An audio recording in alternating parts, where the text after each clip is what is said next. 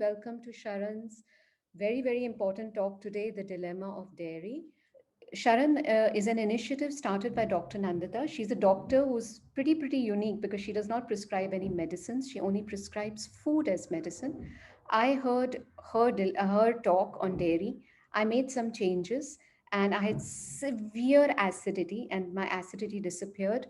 I lost about 17 kilos of weight in 8 months. My parents' diabetes and hypertension tablets have stopped since the past 6 years. My husband's cholesterol tablets have stopped. So trust me, when you listen to her and act upon what she's saying, good health and positive results are guaranteed. Let me introduce Dr. Shah. She is the founder of SHARAN, of course, and she's also the recipient of the Nari Shakti Puraskar, which is the highest award for civilian women in our country. She was presented this in 2016 by our honorable president for the work that she's doing because thousands of people have been able to reverse or prevent diseases simply by changing diet, no medication at all. And she's also the author of the book Reversing Diabetes in 21 Days, and which is a bestseller. Thank you all for being here. I want to tell you that today's topic is one of my favorite, and I haven't done it since 2016. And that's because it was my dilemma as well. So let's get into it right away. All of us have grown up thinking that milk is one of the best foods. That means we're always thinking about how do animals in nature know how to be healthy? How can we be as healthy as animals in nature? Since a very young age, I grew up as a vegetarian and I was told to have my milk every day. And, I grew up at a time when milk was hardly available in Mumbai. It was available in ration booths and there was a strict shortage of milk. And yet, my parents always procured enough milk to make sure that I had enough because they thought milk was the best food. I even went to a school that served school lunch, and with lunch, we had a bottle of milk. That's how much importance was given to milk. And when we are young, our parents run around us with that glass of milk, and the very first thing they teach us to eat is often milk. So when we grow up, that's the same thing that we do with our children. We give them their glass of milk, we run around them. If they don't drink it, we add sugar or cocoa. That's just because, like everyone else, we believe that milk is the very best food, right? Milk is nature's perfect food, we're told, and that kids need it. Even today, when I treat patients who, I'm telling them that they should stop having dairy for their various ailments, they ask me, but what about my kids? Because nobody can believe that kids may not need milk. So we are going to look into all these things and come out with an answer in the end. And I'm sure that many of you already know that Sharon never prescribes milk, but you may not know all the reasons why. And when you don't know the reasons why, it's hard to take a decision, right? So I want to equip you with a lot of logical reasons. And then we'll also talk about the common myths like, okay, if milk is not good for you, then why does Krishna steal dairy products? Or why does Ayurveda recommend certain things? So we'll go into all of these things. Or when I say dairy or milk, I mean all of these things: milk and cheese and butter and cream and curds and buttermilk and whey and paneer. Someone was asking, why is paneer good and milk bad? But paneer is made from milk. So we are going to look at all of these things, and ghee and powder milk. I was telling my maid that milk is harmful for so many things. And she said, I don't use milk. She loves tea. And she said, I don't use milk. I use only powder milk. But you know what? Powder milk also comes from milk and ice cream and milk sweets and all kinds of products that are full of milk. Now, did you know that though in the Indian subcontinent we are very milk heavy, The whole of Asia never used milk. Like there's no milk in Chinese food per se, or Vietnamese food, or Thai food, or even Indonesian food, Malaysian food, Burmese food. Burma is our nearest neighbor, nor Sri Lankan food. Traditional food, Japanese food, Korean food, traditional, all of these foods don't use milk.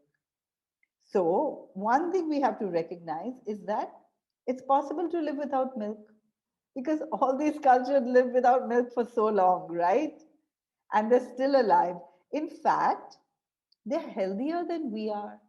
Like, I remember when I was young, there was an advertisement for Singapore Airlines where they had this Singapore girl.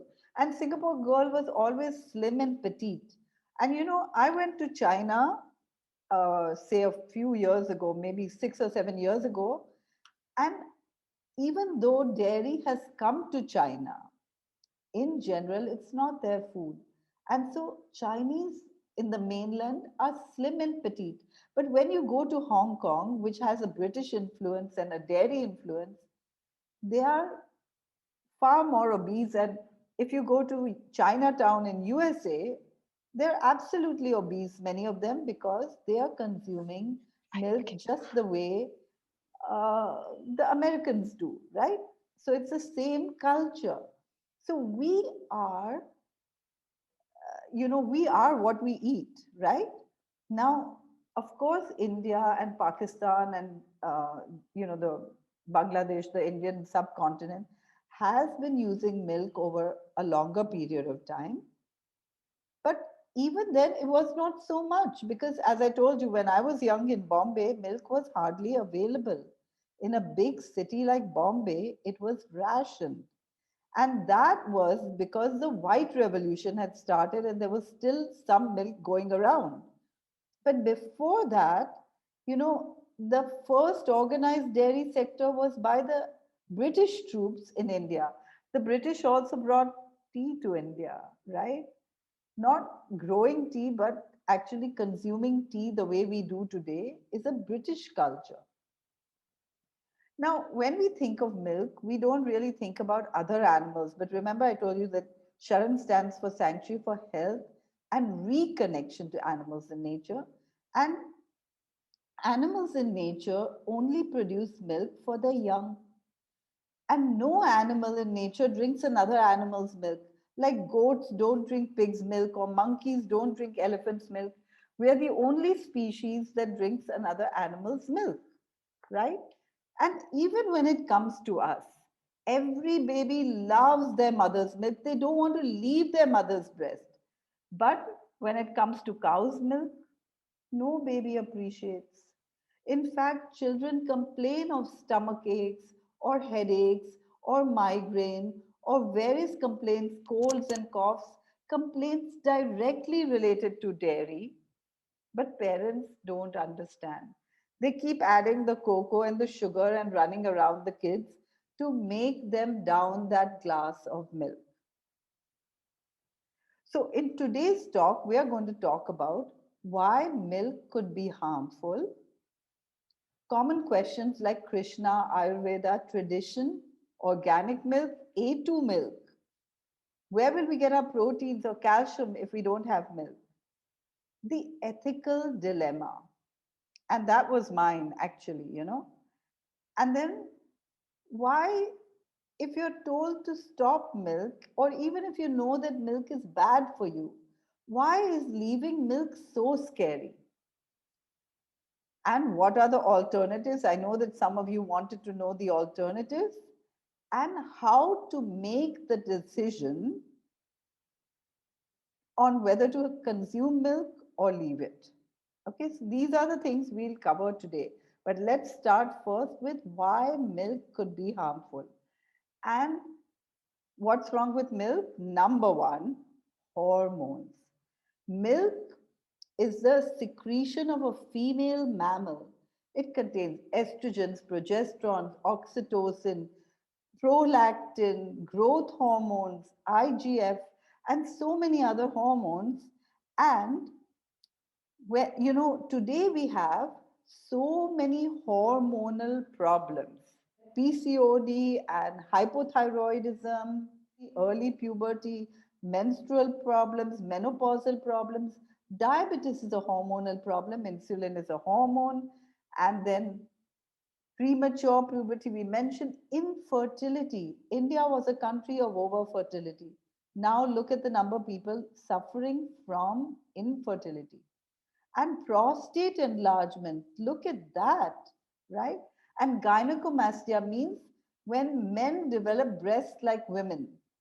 Recently, I met someone who had, he didn't even cut his hair. So he had his hair in a ponytail. He had a mask over his face and he had breasts like women. I really thought that a woman had come to my office. And then hirsutism, when women have hair on their face or hair on their body, and breast and ovarian cancer, these are hormone dependent cancers, and prostate cancer too. And all of these diseases are directly linked to hormones in our diet or in our which come into us from outside. Like for example, even steroids are hormones and oral contraceptives are hormones, and they use hormones for infertility treatment and hormones for PCOD treatment and so on and so forth. But all these hormones are orchestrated by our pituitary gland, which is a gland behind the back of the brain. And when one hormone goes out of balance, all the hormones go out of balance, which is why many people have diabetes and PCOD and hypothyroidism all together. So we can actually avoid, and I'm working to help people reverse hormonal problems. And one of the things that I asked them to change is consuming dairy. There are several other things, but this is a big one.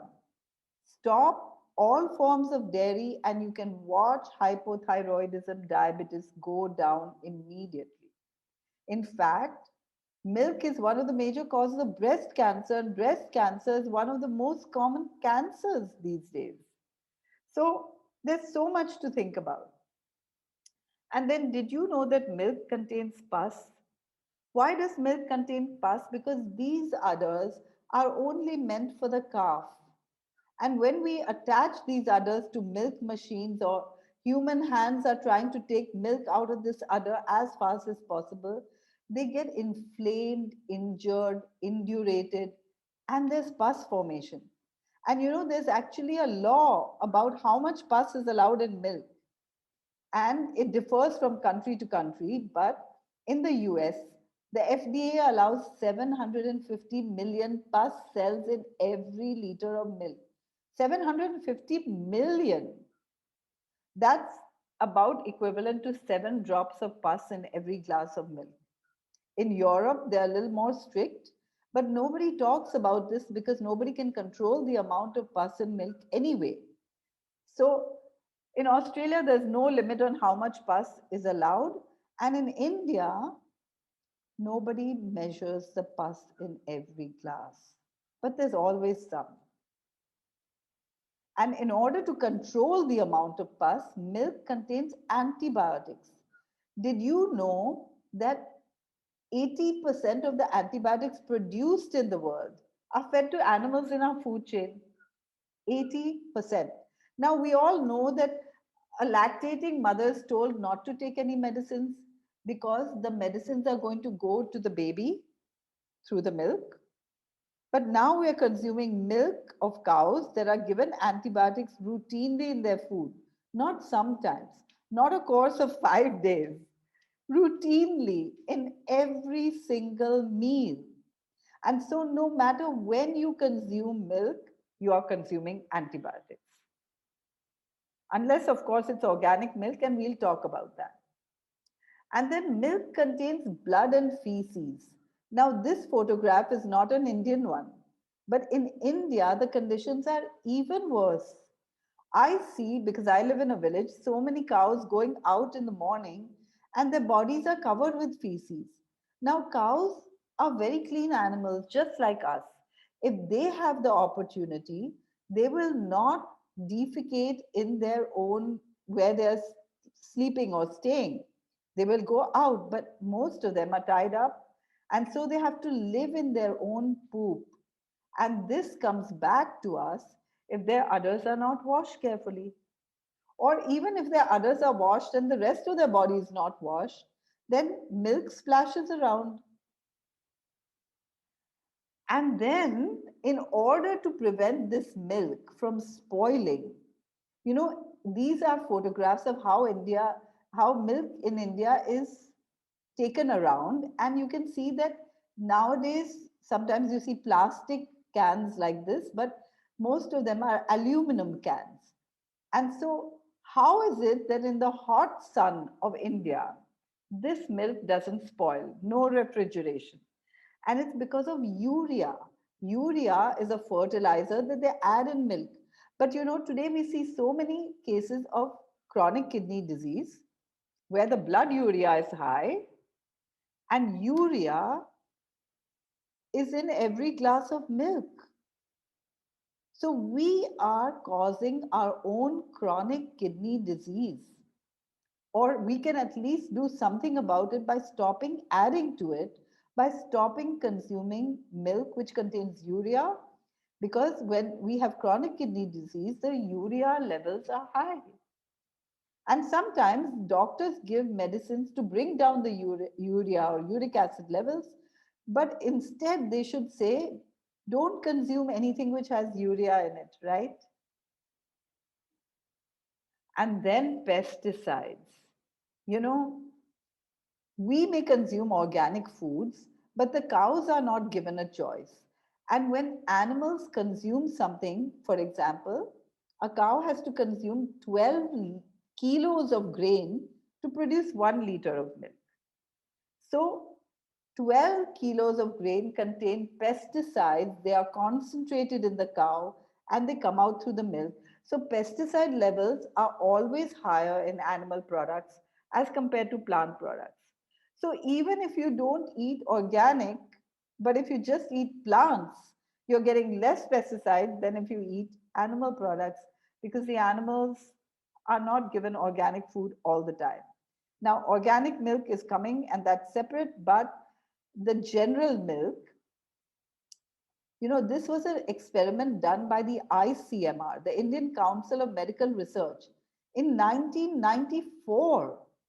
And they took 50,000 samples over 7 years from all across India, and they found that milk contained 5.7 milligrams per kilogram of HCH, which is a residual pesticide. Now, under the Food and Adulteration Act, only 0.01 milligram per kilogram of HCH is allowed. That means milk contains 570 times the permissible levels of pesticides in 1994. Imagine today, right? And then homogenization and pasteurization. Why do we homogenize milk? Milk is homogenized so that the fat is broken down into smaller particles so that it mixes with the milk, the water in milk, and so that it doesn't float to the top, it doesn't separate. Now, this is not necessarily good because if we want to avoid fat, even if we want to avoid fat, it's in every single cell of milk. But if we want to avoid the extra fat, once it's homogenized, we can't. And then it's pasteurized. Pasteurized means try to kill all the bacteria in milk. And pasteurization is very effective because, we can't drink raw milk. Otherwise, we'd all be sick of salmonella and other things. We know very well that milk causes food poisoning so many times when it's not properly sterilized. And that's why most of the packaged milk that you buy is pasteurized. But did you know that when we pasteurize milk, we still can't kill everything? What we do kill is a lot of nutrients because they don't withstand the high temperatures, and we do kill a lot of bacteria as well. I mean, all those bacteria from that feces is killed now. All the bacteria in the pus is killed now. But there are some bacteria that escape, and notably the tubercle bacillus escapes. So nowadays, even people who have very hygienic standards. The other day, I was speaking to someone who's a well known financial consultant, and he had had tuberculosis. And so many people who have had tuberculosis who are not living in unhygienic conditions, but this is because of milk. The cows are living in unhygienic conditions. They pass tuberculosis to each other, and then it's not destroyed completely through pasteurization. So, anyone with a weak immune system is going to get it. Who has a weak immune system? Someone who's on immunosuppressive drugs, someone who's on chemotherapy, someone who's on steroid treatment, or someone who's just not taking care of their health. We know more about this than ever before because of COVID 19, right? Because those people whose immune system is weak are more likely to get COVID 19 too. And then, have you seen these things? This is a photograph taken by me close to my house. Cows are eating in garbage dumps. Why? Because there's not enough food to go around to the human population. So, naturally, the cows aren't being fed properly, and so they have to fend for themselves in garbage dumps. Now, because we throw all the garbage that they could eat in plastic bags, this, the cow eats the plastic and the garbage, just like any hungry animal. The goats do it too, and so do dogs. So they eat it with the blades or the sanitary napkins or anything else that's inside that plastic bag is eaten by the cow. And of course, this comes back to us through the milk. And here too, you can see that the cow is full of feces. Like she's been milked in the morning and then she's sent to fend for herself. She's not clean, right? So we know that we are consuming things that we don't really want to consume. And the result of eating these plastic bags is that the cows, the cow has a rumen, two stomachs actually, and the cow's stomach fills up with plastic bags. And this was a young cow who was actually pregnant. She just dropped dead because her stomach was so filled with plastic bags. So remember, when you see those cows that look fat, it may not be food, it may just be plastic bags. So there's a film called The Plastic Cow that you can see on YouTube. And if you see this film, you will know that you can remove 85 kilos of plastic bags from a live cow by operation. That means cows' rumens can be filled, plastic is relatively light. Cows' rumens can be filled with so much crap that they are carrying around 85 kilos. That weighs more than a calf that's born, newborn calf. Wow. And if that wasn't enough, cows are fed the byproducts of the slaughterhouse from the rendering plants. The slaughterhouse byproducts, which means all the parts of the animal that we don't eat, which could also mean the hooves, the skin. I mean, of course, the skin is made into leather, but bits and pieces of skin, even plastic ear tags, whatever is left, just nobody sorts it out. It just goes to the rendering plant where it's dried down and fed back to animals in our food chain. Have you heard of mad cow disease or Creutzfeldt-Jakob syndrome? So, Creutzfeldt-Jakob syndrome is mad cow disease. Mad cow disease was caused because of feeding cows slaughterhouse byproducts. That means actually cow byproducts. Now, why? Because if one animal is infected and another animal eats that, then that one will get infected and this is spread. And when it goes into human beings, it causes a disease which is so similar to Alzheimer's that unless you do a biopsy, we don't know the difference. Today, so many people are suffering from Alzheimer's. Maybe they're suffering from Creutzfeldt-Jakob syndrome because this has not been stopped. This practice is still going on in every country in the world. On top of this, 65% of the milk in India is adulterated. And you can read about this in almost every newspaper or even on TV. You can just do a Google search and you will find all the YouTubes and newspaper articles about this. 60 to 65% of milk adulterated with paint and detergent. Oh my God, right?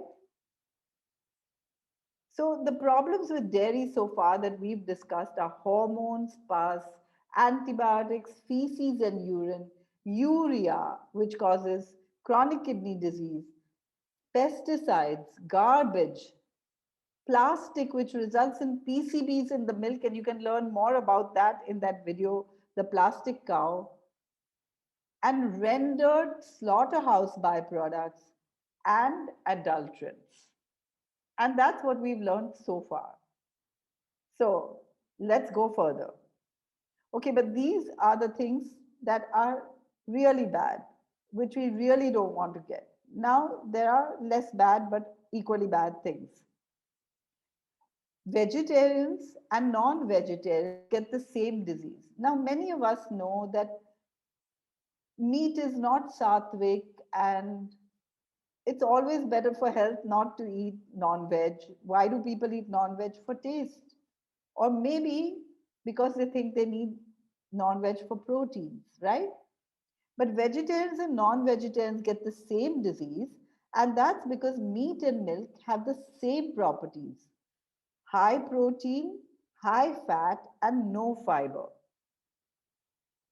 So, when a non vegetarian goes out to eat, they order chicken. When a vegetarian goes out to eat, they order Paneer, doctor. paneer. Paneer. Paneer. They do order paneer. Yes. And so, whether you eat chicken or paneer, the diseases are the same. So, what really happens when we consume any animal product? All animal products are full of fat. You know, you boil milk and you get fat on top. You boil chicken, fish, and meat, and you get fat on top.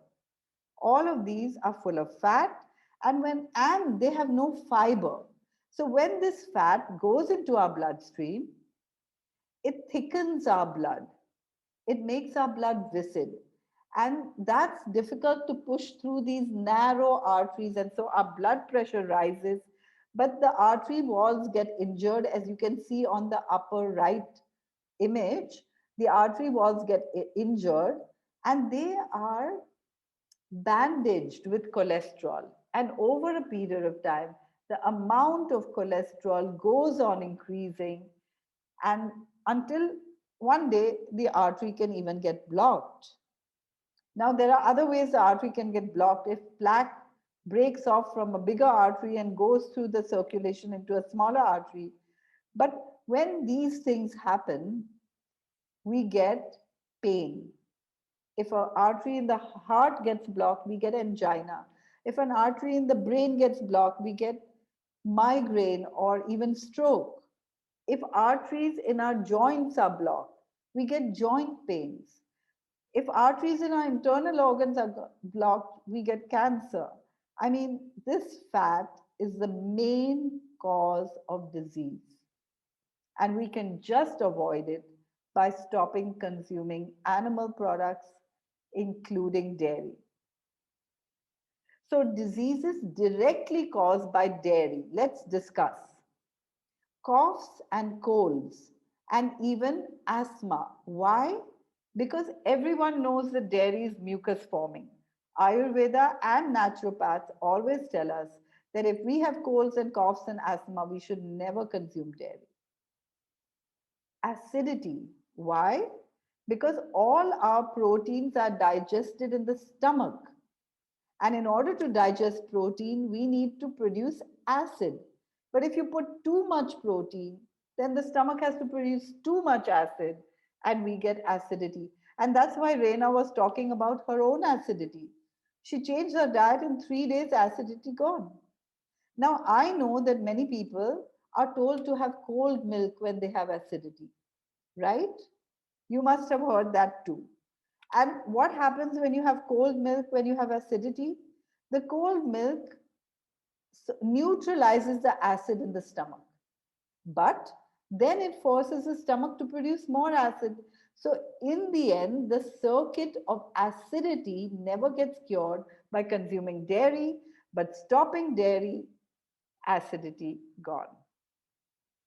And then diabetes. Did you know that milk contains IGF, insulin like growth factor, which takes the place of insulin on the receptors?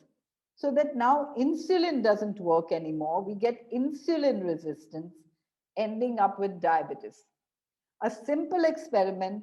Don't change anything else, just drop all the dairy in the diet, blood sugars will fall. Now, of course, if you want to get rid of diabetes completely, then you have to follow all the guidelines. But just dropping milk will cause blood sugars to fall.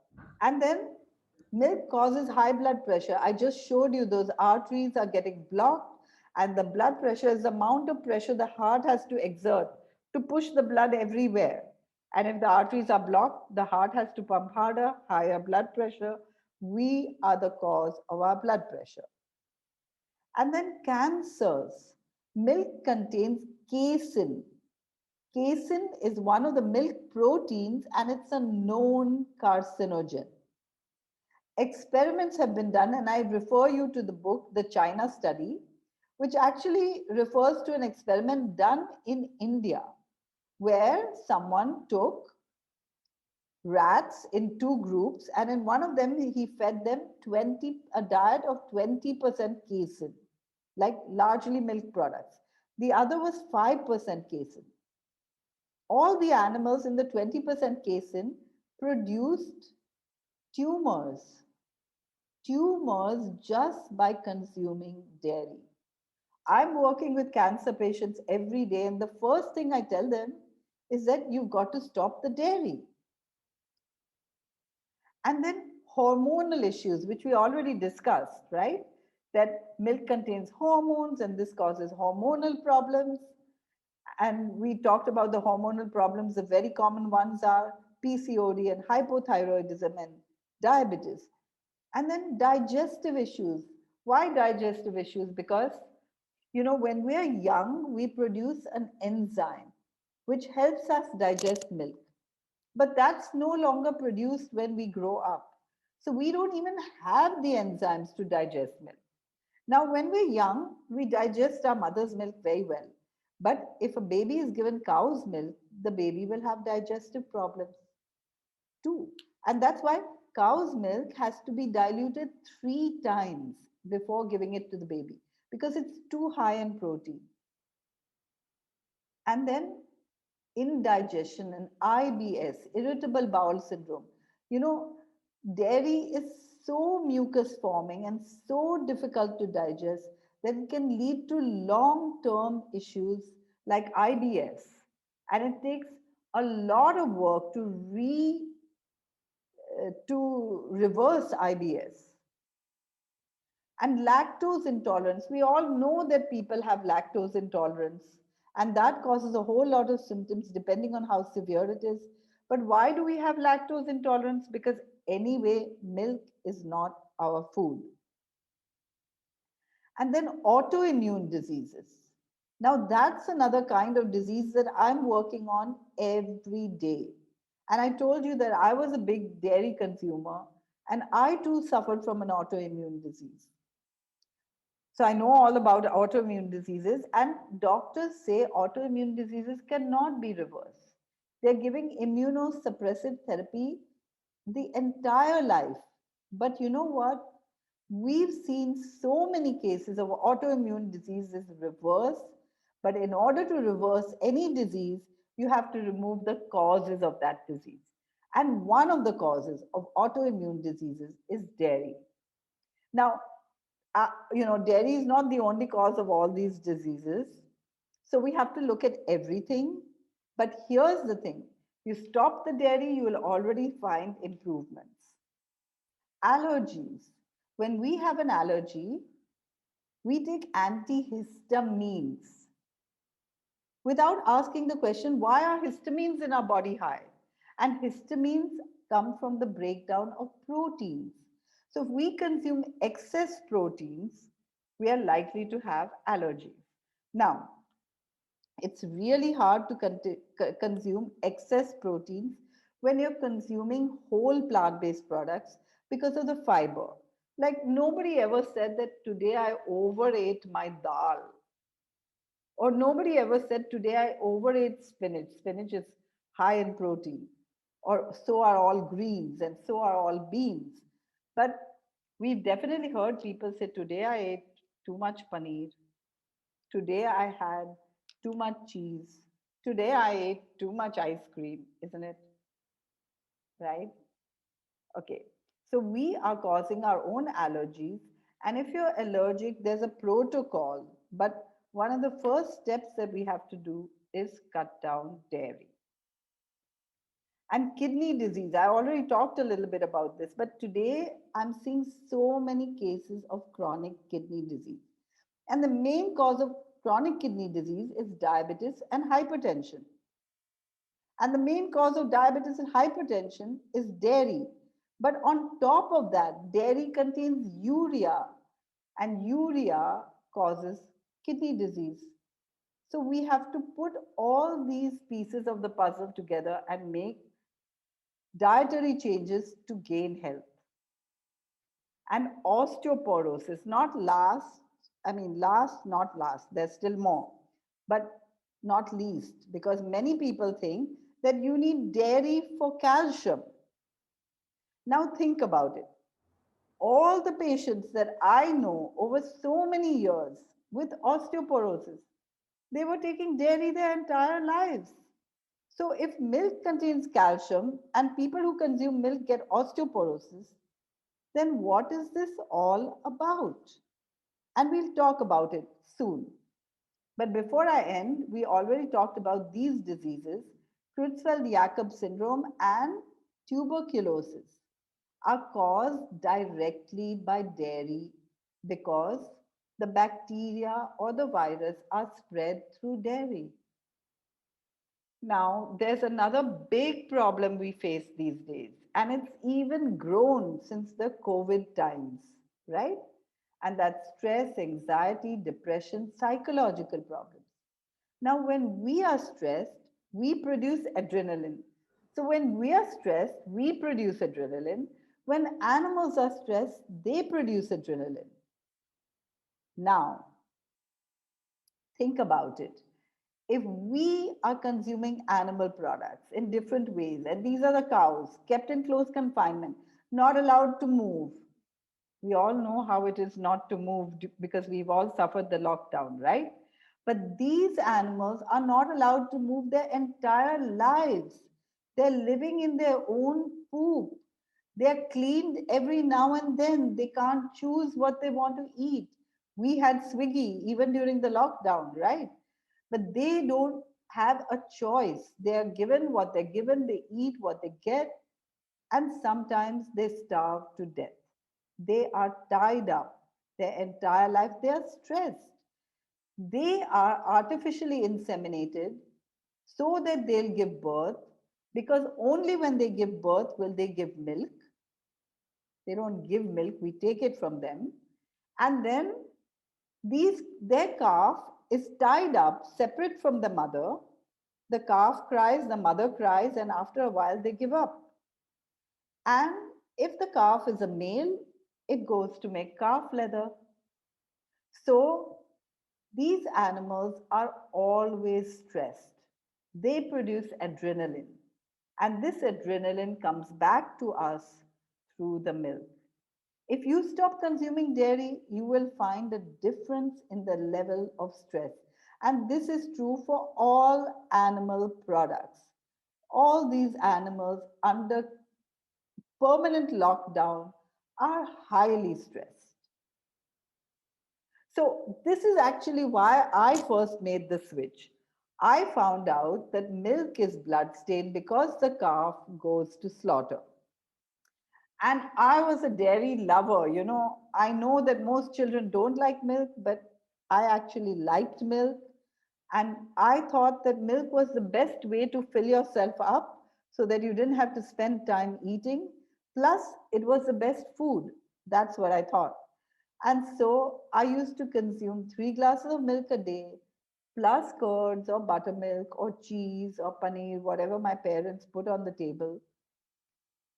And then when I found out through my father that milk is actually, only meant for the calf, and that if I was consuming milk, a calf wasn't getting its share of its mother's milk, I just had to stop. And when I stopped, I noticed a huge shift in my state of mind, as if like a huge burden, a huge cloud had just lifted. And I found out that, we yesterday I attended a talk by Elitom. Elitom is a breatharian. And he said that, everything is energy. Yes, everything is energy. This energy, these hormones transmit energy. These feelings of these animals that we consume or their products is transmitted to us. Their insecurity, their forsakenness and alone, their hopelessness and despair, their fear, all of this comes to us. And I've been seeing so many patients in the lockdown. They are so insecure, but we have no reason to be insecure almost, because we are safe overall, right? Much more safe than most of than many other people, and definitely way more safe than the animals. But why are we so scared to death? So I started, when I noticed the changes in my mind, I started asking my patients about their changes. And this is what they told me. They found more clarity, they were more relaxed, more grounded, more maturity, security, insecurity gone, confidence, responsibility, contentment. They found themselves in a totally new paradigm. And I know more than ever before that this is possible. So, those who haven't experienced it, you should try it. Now, Dr. Neil Nedley has written 2 whole books about it. And we have a 21-day health retreat, 21 days. We do all the tests in the beginning, all the tests in the end, and take people off medications as we go along, as they get better. Can you imagine that people actually get better in just 21 days? Sometimes they come in with 24 medications and go out on 4. Well, when I found out that Dr. Neil Nedley has depression reversal 14-day programs, I was amazed, right? In 14 days, if you can help reverse depression, because people are on antidepressives, and antidepressives are so addictive that they're hard to remove. Yet, this is what Dr. Neil Nedley does: 14-day depression reversal programs. I am impressed. And have you ever heard of this book, Dr. Spock's Baby and Child Care? Has anyone heard of this? If you're Yes, not, doctor, oh, yes. you have, okay. Because if you've not, you're excused. Because this was a book that my parents bought. I mean, it's of that time, right? And even at that time, Dr. Spock wrote, cow's milk in the past has always been oversold as the perfect food. But we are now seeing that it isn't the perfect food at all. and that the government really shouldn't be behind any efforts to promote it as such. And he also said cow's milk has become a point of controversy amongst doctors and nutritionists. There was a time when it was considered very desirable, but research has forced us to rethink this recommendation. My parents had the book, but we only see what we already know. So my parents are excused, at least they caught it on later in life, but we are not, because now you know. Now you will see this everywhere if you open your eyes. So now let's go to the common questions. Even Lord Krishna loved dairy. How many cows did Krishna have? Some say thousands. Even if he had 100 cows, why would he need to steal dairy products? Because no cow produces more than the baby needs. So if the baby, and you can see here that all his cows have garlands. They don't have ropes through their nose and strings to tie them up. They have garlands. And so the calf was allowed to have the mother's milk. And so there was very little left for human beings, right? Now it's the other way around. The human beings take everything, and if there's a female calf, she might get a drop or two. Now, why does Ayurveda say that you should have dairy and ghee? Actually, ancient Ayurveda does not say this. Ayurveda considers milk as a white poison. And Ayurveda says that milk should not be taken in cough, if you have mucus. And mucus is not only in cough and in colds, but you can also have mucus diarrhea, dysentery. All of this is mucus too. This is also caused by dairy. So Ayurveda prohibits milk in these cases. But you know what? The Ayurvedic doctors grew up like our allopathic doctors or our homeopathic doctors, with mothers running around them with a glass of milk. So, as soon as they could start thinking, they already believed that milk is the best thing for them. And how did we get this in our mind? Through advertisements, of course, through the dairy industry, which wants to sell its products to us, right? I mean, you don't see advertisements for carrots and cucumbers, but you definitely see advertisements for dairy. Someone is spending a lot of money to brainwash us. Now, let's talk about organic milk. Yes, organic milk cannot have antibiotics, or should not. I don't know if it does. So, organic milk should not have antibiotics, and organic milk should not have pesticides, because presumably the cow has been fed organic food. But it does still have hormones, because cow is a female mammal that produces naturally hormones. And then it has casein, which is a known carcinogen, and it has IGF, which causes diabetes, and it has pus, because if the cow doesn't take antibiotics, then it has even more pus, right? Because human hands are milking this cow or milk machines. And it has fat without fiber, which causes so many diseases. Now, what about A2 milk? And this is an advertisement. You can see it's from a particular farm. And it just says the difference between A1, which you see an A1 cow on the left, and A2 cow on the right.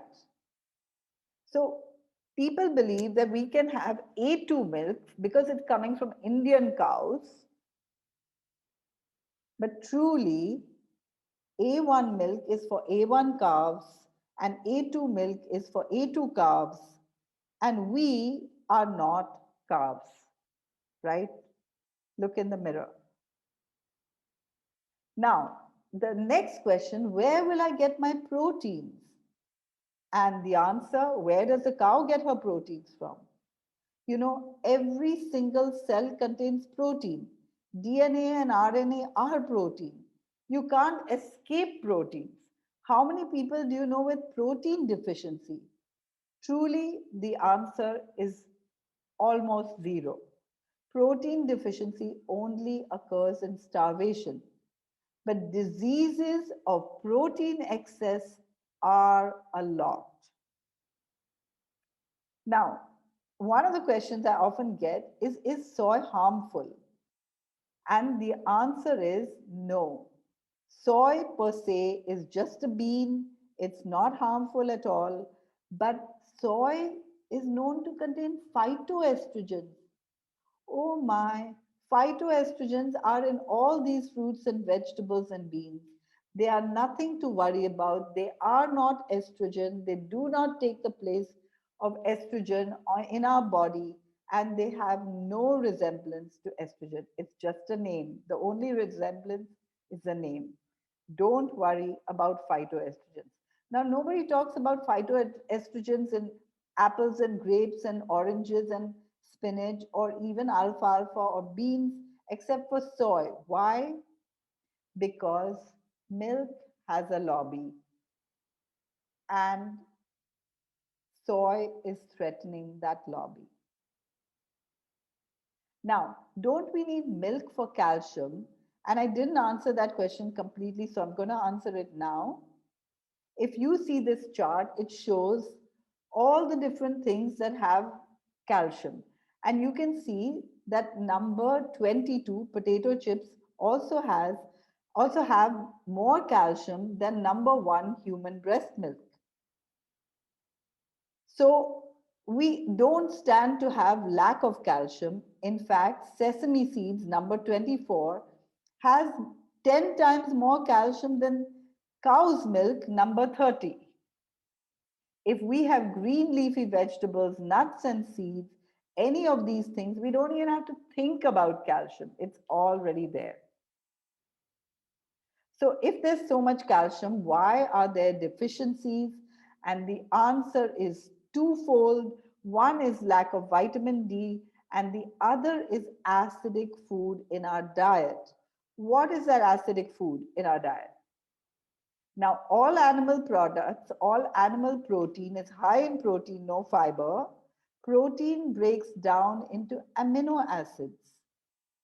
This is acid yielding in our body. And plant based products are tea, coffee, colas, sugar, vinegar, salt, alcohol.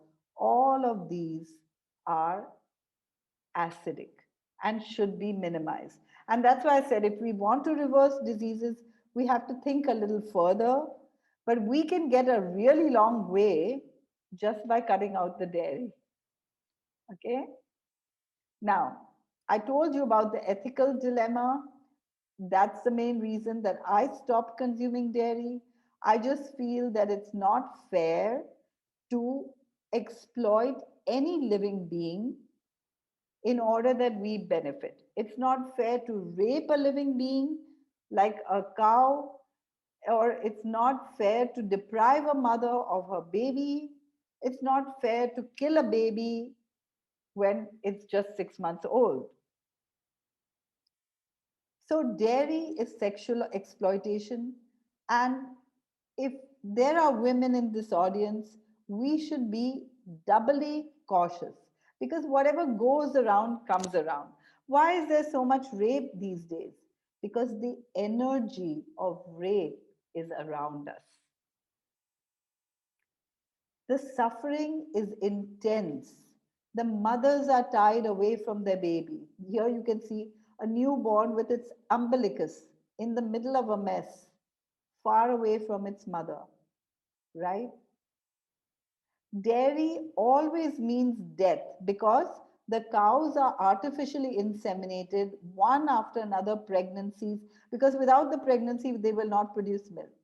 That means as soon as a cow gives birth, her baby is taken away from her so that she can be artificially inseminated again within 2 months of delivery so that she's carrying and lactating at the same time. And that actually causes more hormones to be in the milk. So that's double harmful for us. But that's really harmful for the mother as well, the mother cow, because No cow can withstand repeated pregnancies.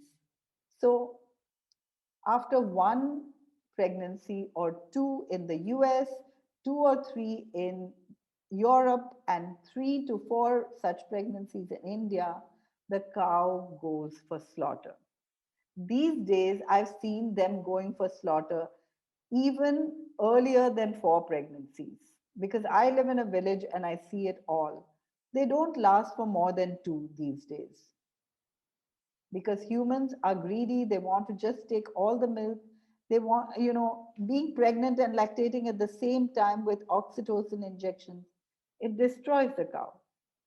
This is Harold. He was a baby male calf and he was left to die because he had diarrhea and he was not worth the $2 that they were selling male calves for in the United States, where I did an internship in a place called Farm Sanctuary. Someone rescued him and I was bringing him up, and it was really the most one of the most wonderful experiences of my life because it made me understand how a cow is the same as a dog, is the same as a pig, is the same as a baby. you know they're sentient beings with the exact same feelings. Now, all this eating and consuming dairy has a huge ecological impact. Did you know that India has the highest number of cattle in the world, is the highest producer of milk in the world, that India even exports milk? That's the truth, right? And so this has a huge ecological impact. Here you can see in the diagram on the right that the number of humans on the planet are in red, the number of livestock is many times more, and the wild animals that still exist are almost diminishing. And all these animals, these cows that we have raised, require water, land, energy. The milk requires energy to come to us, in the sense, energy to milk the cow, energy to feed the cow, to milk the cow, to pasteurize and homogenize the milk, to pack the milk, to bring it to us, to refrigerate it. So it's a huge ecological impact, and all these animals cause greenhouse gases and pollute the air, and they all require food. And so we are cutting down our forests, destroying our air supply to get grazing grounds to feed animals in our food chain. Livestock's Long Shadow is the name of a 400-page article by the UN and FAO talking about how livestock produce more greenhouse gases than all the vehicles combined on the planet. But this was in 2006 and 2009. The World Watch Institute said that livestock produce 51% of the greenhouse gases on the planet. 51%. My God. So we have a lot of things to do. Now, why is ditching dairy so scary? Because it's in our tea, in our ice cream, the paneer we love, the cheese we love, all of that. But it's actually because milk contains something called casomorphin, which is to addict the baby to the mother. All babies are addicted to their mothers through casomorphin. And when we consume casomorphin through milk, we get addicted to milk. Dairy is addictive. So, how can we get rid of dairy? All we have to do is be aware that ditching dairy is like ditching smoking, and the benefits are equal. Okay? And so, what can we do? And I know I'm running out of time. Oh God, I'm really out of time. So, I'm going to go really fast with this. There are alternatives. But before we go to the alternatives, we need to be aware that dairy is in everything because of the addictive property. Dairy is in coconut milk powder, in wasabi sauce, in bread, in potato chips because manufacturers want to make these products addictive, right? Now, what are the alternatives? There are alternatives that you can make at home, there are alternatives that you can buy. All these alternatives and more are available in India. These are different alternatives from all over the world. Almost, so many different things can be made into dairy. We can replace the yogurt, and now you get dairy, non-dairy yogurts available in the market as well, both in India and abroad. We can replace paneer with tofu marinated in cashew cream. It tastes exactly the same. We can replace cheeses. These are homemade cheeses and they are the most delicious I found. But India has vegan cheese brands and so are they available all over the world. Now, how do we make the decision of whether to change or not? And here's what I would say: why not try for just 30 days? Don't make a lifetime decision. Quit dairy for 30 days and see what happens. If you're very smart, you'll do your tests before you do it. But if not, just do an experiment for 30 days and just see what happens. Okay, when you're doing it, be aware of what you're consuming. Now, here are some people who did it and found benefits. Do you know him? I don't need to know what's in the chat box because I already know the answer. And do you know him? Yes, you do. So he is, he watched Dr. Michael Greger's YouTube video uprooting the leading causes of death. And so have all these people made dietary changes. And so have all these people made dietary changes. In fact, why doesn't everyone do it? I wonder. And the main reason is because we are creatures of habit and we love to do what everyone else does. So, why not follow us instead? Try it for 30 days. Okay? I just want to let you know that we have lots of recipes that can be, that can replace dairy in all these books.